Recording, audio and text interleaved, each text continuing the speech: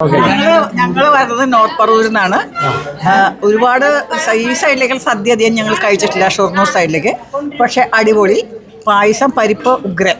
കാരണം അതിനകത്ത് നല്ലോണം തേങ്ങാപ്പാലൊക്കെ ഒഴിച്ചത്. അപ്പോൾ തേങ്ങയുള്ള നാടാന്ന് മനസ്സിലായി. അടിപൊളി. പിന്നെ കാണിക്കണോ? പക്ഷേ ഈ ഇല പറഞ്ഞ പോലെയല്ല. ഞാൻ ഇലകൾ നല്ല അടിപൊളി ഇല. ഈ അടുത്ത കാലത്തൊന്നും ഞാൻ ഗൾഫിലായിരുന്നു മോനെ. ഈ ഒരിടത്ത് ചെന്ന് കഴിഞ്ഞപ്പോൾ ഇലയിൽ വിളമ്പിയിട്ടുണ്ട്, ആദ്യമേ വിളമ്പിയിട്ടുണ്ട്. അപ്പം അതെന്താണ്, കിച്ചടിയാണെന്ന് വിചാരിച്ചു. പക്ഷെ ഞാൻ എടുത്ത് നക്കിയില്ല, അത് കാക്കത്തിട്ട് വരുന്നു. പക്ഷെ ഇവിടെ നീറ്റായിട്ട് നിങ്ങൾ സ്റ്റെറിലൈസ് ചെയ്ത ഇല എന്ന് പറയാം. പിന്നെ എല്ലാ ഐറ്റംസും അടിപൊളി. പിന്നെ അതിൻ്റെ ഓണർ കാറ്റർ ഇവിടെ വന്ന് പരിചയപ്പെട്ടപ്പോൾ സരസൻ. അതിലെല്ലാം ഉപരി ഈ വിളമ്പി തന്ന സ്ത്രീകളില്ലേ, പുഞ്ചിരിയോട് കൂടിയ എൻ്റെ ഭാര്യ പോലെ ഇങ്ങനെ പുഞ്ചിരിച്ചെനിക്ക് തരാറില്ല.